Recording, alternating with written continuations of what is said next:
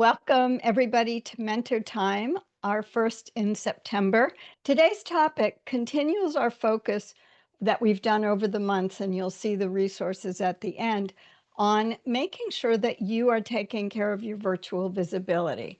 So today, we're going back to the idea of real estate mattering. And mattering this time is about using your words to get visibility on LinkedIn. And it's not just LinkedIn, but LinkedIn's the primary professional platform.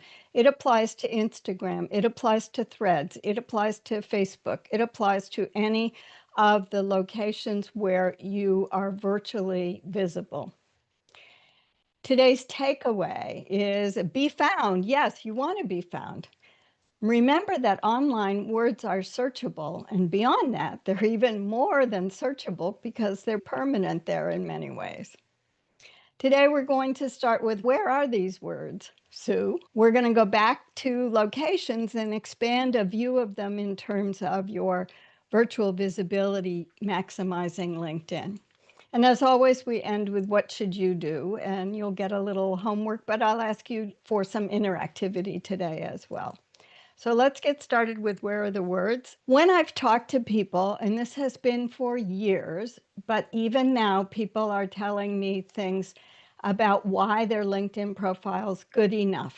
And when I get people coming to the course, they sometimes say to me, no one clicks more anymore. And today I just noticed when I was extracting Jillian's example, they've changed from see more. However LinkedIn's writing it, it shows you only a limited amount. So people are saying no one clicks, no one bothers to click. I do have people who say, I'm not job searching right now. I don't need to bother to keep my profile up to date. And there are many people who say, I've done enough. That's all I'm going to do. And I don't have time to add more. And that's fine. But you all come to this or watch these in replay because you know that there are some things that will help you get an edge. The reason for today's topic is that I want to remind people that we have in LinkedIn a massive database. It's been being built since 2003. I'm going to show you now what it looks like if you ever, and you should do this several times a year, ask for a complete download of all of your data in LinkedIn. Now, they give you almost everything. Today, I actually went through a lot of the files I haven't opened before. Let me show you what it looks like. I get all these files. Now, some of you know about databases. If you know a CSV file, you can extract it from a database in a format that Excel can read, Google Sheets can read. I wanted to show you this so that you understand every one of these things is important. I get it frequently when I'm running the course. People are making connections. You can see that about the middle of the page on the left-hand margin. But look at all the things, certifications, comments, we'll look at that later, endorsements. Then we go on to another list of the middle of the alphabet, all the things that you get in a CSV file. And finally, here's 51, if I counted correctly. This is what connections look like. It's bare bones. You get first name, last name, and now we'll see this later. You can put your degrees after your name. You do get the URL. That column that says email address is almost always empty because people can choose when they make their profile to share their email or not. So very few people do. Here's the power of your connection database alone. The companies they're working at and the position that they have. Now, this is the position that they say they're in. But think about this now with the AI tools we have where you could say, tell me how many people I know and have connected to in the last 4 years who are project managers. You might not want to go back to the beginning of your database if people may be retired by then. Comments is very interesting because it gives you the URL so you can always find it. I was surprised when I did this over the weekend. This list goes back to 2009. In 2018, I downloaded the full database. And comments then only went back to 2012. So I don't know why they're showing me these last few, which is great. Please notice that between when I joined in 04 and 09, LinkedIn was basically a static environment to put up enough of your resume or long CV for many of us. And most of my friends did not want to use it. They were too busy. Everybody was overseas. It's how I kept track of my friends who did start using it. So there wasn't a lot there. But if you ever wanted to search for a comment you made on someone else's post, you could take that fourth column and analyze it now with an AI for that if you wanted to. You can download your complete skills list. I showed you the first 28, but it shows you the first several that are in order, which are the really important ones. Now LinkedIn shows 2, not 3, but it just gives you a quick way to view, oh, are these the ones that I want to show in the first, say, the first 20 skills? Before we go on, I want to remind you who you're writing for. You're writing in LinkedIn, just like everything else we do nowadays, for the person who's scanning and may stop and read on screen. But you're also writing for the database and the person who's using the data in here to search for things. Recruiters, all the people who have Sales Navigator use this and go deep. But even at the search box that's in the upper left corner, the little white box that looks small, you can put a long Boolean search. Maybe we should actually do a webinar on this, because I've been asking newer professionals if they know what a Boolean search is, and they don't, which surprised me. There's a very powerful search function in LinkedIn, which we're not going to go into today other than that comment I just made. Where are your locations? Just like real estate, location's really important. And those of you, I think this came from the February virtual visibility, I talked about two-dimensional locations. The advantage with two-dimensional locations is you do get some perspective. They are static because they're online. They help you be found, be seen as an expert, and they are there when people are up on the other side of the world, where you can go across time zones and make yourself available to be seen all the time. Taking the house analogy a little further, realtors for several years have insisted now on not having an empty house when you're selling it. Why? Because people view a room like this and they can't envision what they do with it without a hint. So realtors say, put furniture in your room, but you have to stage it carefully. This is far too crowded. We don't want to squeeze everything in. You want to choose enough furniture that you can show people ideas of how you'd use it, and then they can think about how they would use it. Now, what does this remind you of? We can only show the expertise we have.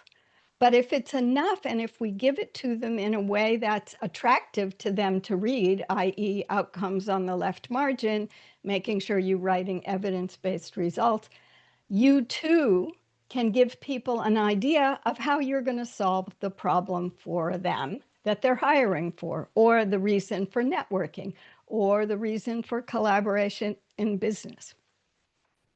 I want to introduce you to my friend Chosen. Ron, you may remember Chosen. It's been over 2 years since he took the course. I was amazed when I went back to see this. Now, he gave us approval. This is his before LinkedIn profile. And some of you have seen this if you've worked with me. I use a tool in Chrome in the Chrome browser called Go Full Page.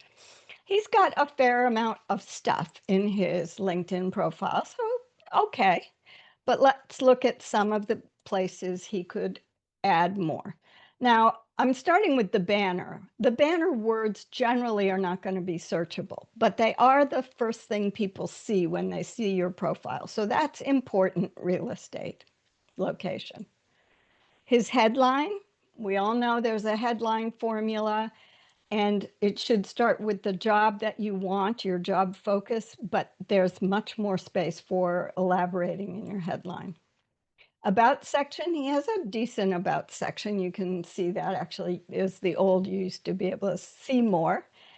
And then the activities section, he's got something there. In fact, he wrote a really substantive comment 4 days before I took this snapshot of his profile. His experience is empty. And he was at the time that LinkedIn had already introduced skills to be added to each job. So there's space there for him there, obviously. And skills, remember, skills are also keywords. So use all 100 or as close to 100 as you can get. If you're finding yourself putting in Microsoft Word to get to 100, you probably don't need to include that. But definitely have as many as you need. And for those of you who have more than one focus and sets of experiences in your background, this is a way that you can then make sure that those skill areas are included. All right, and I clicked something and it said, oh, I paused. I never do that. I paused my screen sharing. There we go. Let's look at how to count the ways we can be seen. And by counts, I'm going to show you character counts so that you have an idea of what LinkedIn has made available that becomes these searchable databases. In what I call the first box, your first name can have up to 20 characters, so you could put a first name and a middle name. Your last name 40, and as of a couple years ago, LinkedIn opened it up so we could actually put our degrees in there. The additional name, they don't say how many characters, but my additional name is in parentheses. That's Brecken, my ex-married name. And someone I worked with last week has her two middle names in that additional name area. Probably it's going to have no more than 40 characters in there, maybe less, but it didn't really say anything about that. The headline, 220 characters. Now, for comparison, mine on the left is 198 characters. No, let me back up. Mine on the right is 198 characters. On the left is a view of when I made a comment yesterday on someone's post. I took a screenshot of it and then counted up my characters. I actually went back to my headline and copied it. And that section on the left is 72 characters. They've always said around 50 to 80 follow you wherever you go. And it depends. This is on my big screen. It may be on mobile. It's much fewer. So again, left margin, that's why you want to start with something with impact. But you can see how much 3 lines of my 198 characters is giving you a lot of information. And many of you have done these already with Ron and me. Sometimes you've done them by yourselves, which is great. Remember to refresh these and use these words because these are your introductory words as well. Continuing on in the first box, I just want to point out again, extra credit is a descriptive banner like mine is here, but I don't believe that, as far as I can tell, LinkedIn doesn't search any of that. And many people just use an image. They may start with text boxes in a banner template, but it comes in as an image. But make it descriptive, because one of the two parties, the people reading, the humans reading, not just the database reading, will be searchable. The About section, 2,600 characters. The one that I have, if you click see more, mine actually has 2184. So it's almost an additional 400 you could put there. And don't forget about your 5 top skills, because those again are words, are expertise, and are searchable in LinkedIn's database. As much as anybody can tell, LinkedIn doesn't confirm it, but we're assuming the way they're entered because they come from your drop-down list of skills. The featured section, we don't have a character limit because it depends. Now, featured allows you to add a lot of different ways to show your products. So on the left, the 2 on the left were posts that I did for something recent, and then the middle one is meeting Sujani and others in Toronto last year. Those were posts, and so it connected directly to my post. So I don't think that LinkedIn's going to double count anything there. That's already being counted in the post being scanned. But on the far right is a podcast that I was interviewed for a couple months ago. And when Jenny posted it, she put this description in her post on her website. So I took it and pasted it in there. I don't know how long it could be. But it's possible that would, because it's shown as an outside link, then LinkedIn gives you a space to write it, describe it, etc. And it's possible that you can get more in there about things that you've done externally if there are things you want to share. So just remember about that. The featured section could be an option for adding more. In experience, this is where you want to use your words. And I will admit that I need to do a better job I looked at my mentoring, the last couple mentoring roles I've taken on, and I basically made a one-line statement. So I'm committing to you all, I need to up my game on that too. You can have 100 characters for your role title. Why is this important? Maybe because some of you have told me in the past, my role was this, but I really did this. I functioned as a deputy director, even though my role is senior project manager. So you could write senior project manager, which has to match what's on your resume.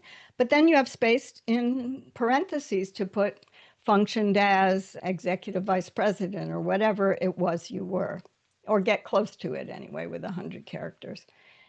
2,000 characters for each job is a lot of space. No one's going to click see more unless they really need to, but they are going to check to see what's in there and see if it matches your resume, especially for your most recent 2 jobs, probably.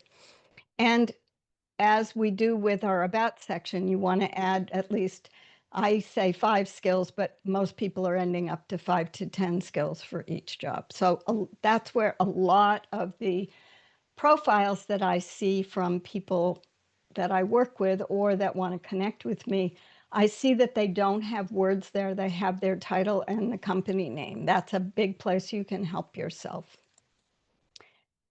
Education, I hadn't looked at education in a long time, probably maybe 20 years ago. You can put in up to 500 words that describe your activities and orgs that you worked with. You have another 1,000 in the description. You can put anything in there that you want. And you notice at the bottom, they now are suggesting that you add these skills to your education as well, which again will help you if you want to emphasize that you have a business degree at the bachelor's level and then went on and did a master's in public policy. You could emphasize all the business work that you've done and be able to document it. And I know a lot of people that I work with want to make sure that they put more education on their resume where there's not a lot of space for all the courses you took. This is a great place to put the key courses that you want to emphasize. Skills, 100 skills, use them all. Use them all. Now, LinkedIn is showing this a little differently now. It'll show the skills, the first 2 that I picked to be the most important to show up top on the main page. And it'll show who's endorsed it, how many companies I've used it in. So it's in a way more informative.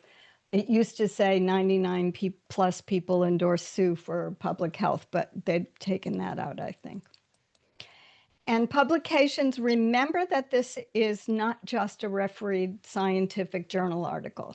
Use it for anything. I use it for presentations. I used it for doing roundtables, for a lot of different kinds of ways that we show what we do in our knowledge work. Note that you have 2,000 characters in the description that you can paste in an abstract.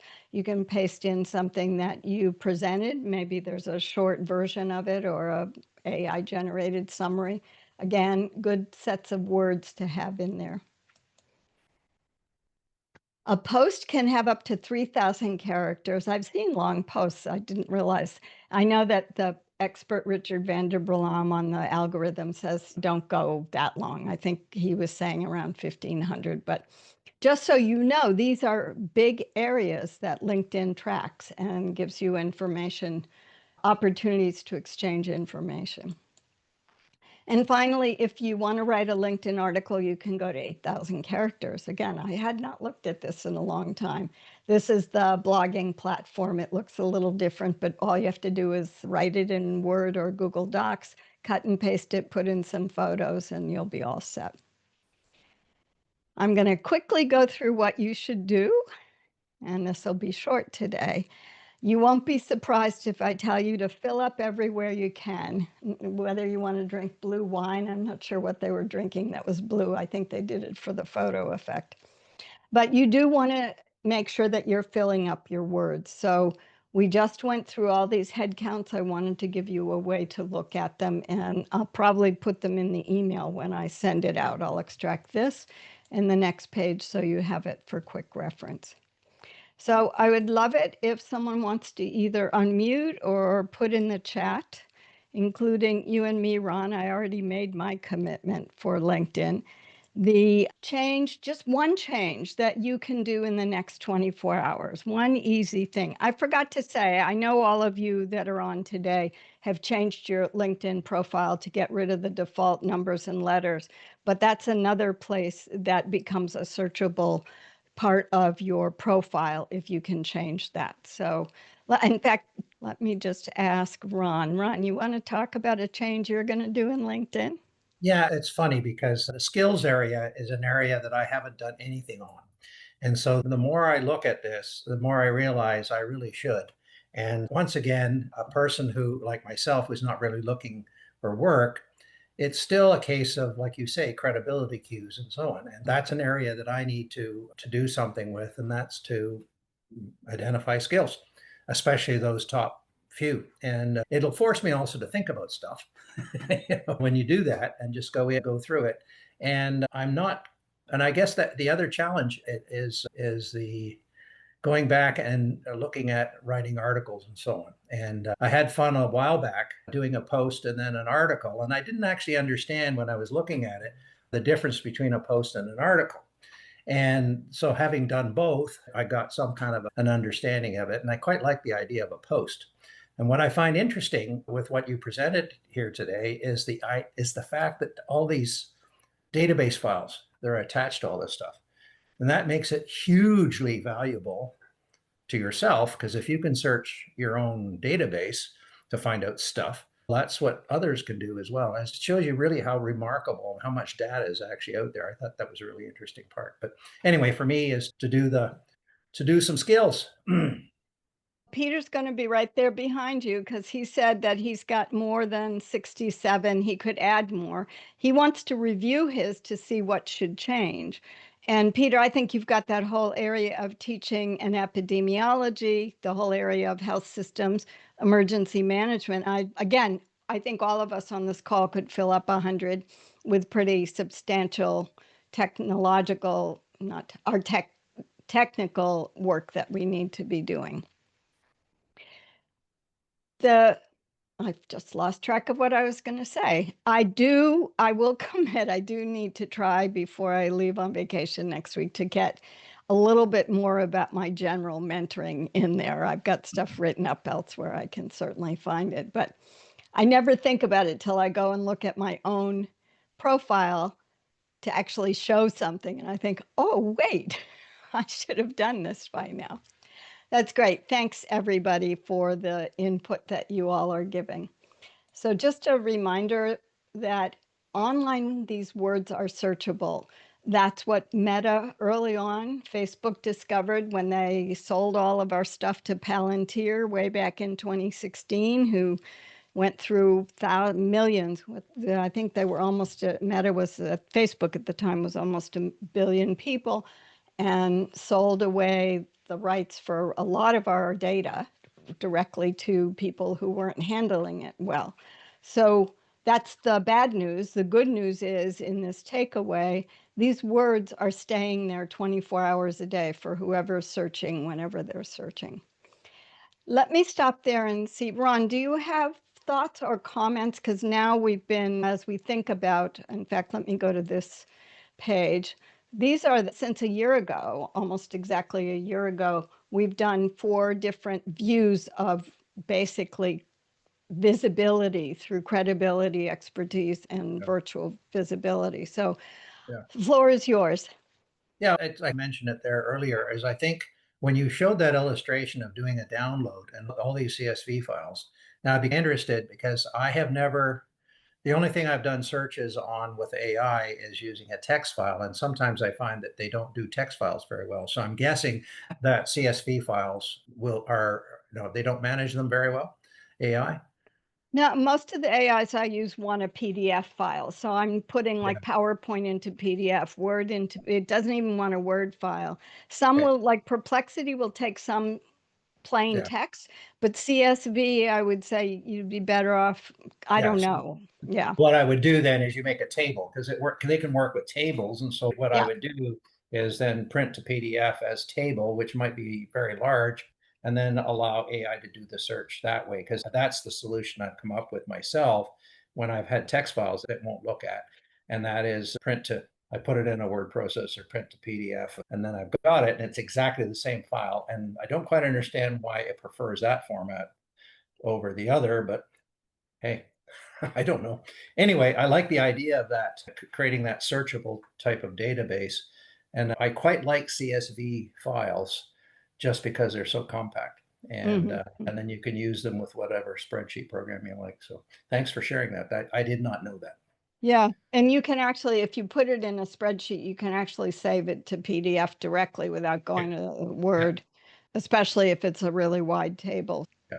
Yeah, I'm not quite sure how that works, but Well, I've I've done also that. I've put in raw data. Like with ChatGPT, I used to just give it like a column of data and say, sort this all by countries and give me the summary Yeah. counts. Yeah, I've done that with, I don't always use Excel. Sometimes I use my Word Perfect variant, which is Uh, quadruple, which oh behaves a yeah, lot the same.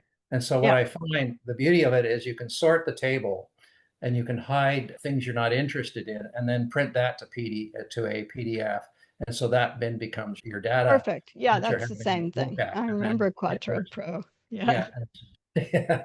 And so it will, you can use the headers and so on. And I like the sorts that you can do and so on. That it makes it really good. work. So it'd be interesting to do that inside of a LinkedIn environment. And then you can hide whatever. If there's too much data, you can hide it and then do whatever it is you feel you have to do with AI. Yeah. Thanks for that. It was really good. Good, thanks. Anybody have any comments you want to unmute? You can unmute. Yeah, Sue, thanks for doing this. It's good to have a review and a reminder because I wrote down, I think, 5 bullet points of things that I need to go through. Only one of which I put in that what to do next in the 24 hours. But so it's good to have this as a review of, oh yeah, I haven't, you said the skills, I haven't probably updated that skills definitely since I started teaching, but probably longer than that. So Yeah, definitely there's a lot more that I can add, perfect, and great. other things too. But I had a question about, I'm not sure where you would suggest to put things like certificates that I've gotten. And one that I'm thinking of is I did a short course on GIS. And so I I could put it under courses, but I did get a certificate out of it. Is there somewhere that you would suggest putting those types of Yeah. things? Certificates could also be for training that you did that isn't necessarily a course, but I guess a course could be a training too. I don't know. What are your thoughts on all of that? It's so funny. I don't know if you can read this. My topics I wrote down: certificates and certification. It's my bugaboo. And honors and awards, describing honors and awards. I think I'll do that and it'll be November probably. Here's the way to approach this. I discovered that the, we're, let me just give you my background. So many people say, I'm certified. I've received certification in this just because they went and got a certificate of attendance participation. You all know this very well. But it doesn't hurt to remind people you've been through those. If you use where LinkedIn asks you for certification, it wants to link you to a course directly. So either write it under honors and awards, because again, almost no one scrolls down that far. And no one's going to really challenge you if you say blah, blah, blah. Add it in there. I actually just today connected with someone and I looked at her education was coming up as her bachelor's degree, but she also has a master's. But then she did a boot camp, which was probably a month, maybe 2 weeks, a data boot camp. And she listed that under an education resource because she took it at a college or university. And even things like Udemy and the others, I'm blanking on all the places you can take courses. So I would just look around and see where you want to list those. Big ones that you want to make important, 2,600 characters and about. You can put it in your about section. List key certificates of learning and skills acquisition, blah, blah, blah, blah, blah, blah, selected accomplishments. So however you want to. The beauty is LinkedIn has this huge database. So far, they haven't put any constraints on any of this. They're letting us add whatever we want, wherever we want. Does that answer your question? Yeah, you're on mute. Yeah. Yeah, that does help, especially thinking about adding it to the honors and awards is good, and putting it in the about is good if there's a couple like that GIS one is one that I do want to Yeah. highlight. So putting it in a couple places so that if someone is searching GIS and that pops up for me. And because they're not, I didn't want to list them under courses because I didn't think it wouldn't link directly to Tulane or directly to a school. So that's really helpful in thinking about how to put those in. That's real good. Yeah. It was interesting. The things that I didn't find in that, mostly I just go there looking for connections because I have a massive spreadsheet that lets me connect people in the course or people I work with as mentees. It looks them up to make sure we're connected on LinkedIn because I'm lazy. And I was shocked when I started looking. Nowhere do they give you a CSV file for posts. They do not have a list of every post you've made. They do not have all the things you've tagged as featured that I can find. Nothing there. And they have something, I'll just mention it because we're a little under our 45 minutes, which I say it's 30 minutes. They have something there called inference. And when I looked at it, it's based on your name. They have a thing it's like a 3x2 table, your name and your gender. And they assume your gender from your name. Oh, no, it's not your name. Yeah, they assume your gender from your name. They are looking for like an industry topical area because under mine, the inference says none. So I have no idea why it's even in there. I don't know if it's changed. I've never looked at it. I can go back and look at my 2018 database and see if it was in there. But they clearly are using things differently to do different things with, but they're not giving us everything. Like they don't give us locations. They used to. It's good to download your complete database a couple times a year just to have it. If for nothing else, then your connections and your comments that you've made, things that are your like intellectual property, articles, if you write articles, those are in there. So, any last words, Ron? Not for me. Yeah, Okay. no, I appreciate actually what Peter was saying there and the questions he had. So that was good. Yeah, no, that was great. Thank you very much, Sue. I will let you close the meeting, and we Okay. will not be meeting until September 29th. Thank you for participating today, and we'll see you at the end of September, and that will be good. For me, I'm hoping that we will have had rain. I know that's not related to that, but I'm just obsessed with the lack of rain here. So I'm hoping that by the time we meet again, we will be less parched where I am. Look forward to seeing you at the end of September. Thanks very much, everyone. Take care.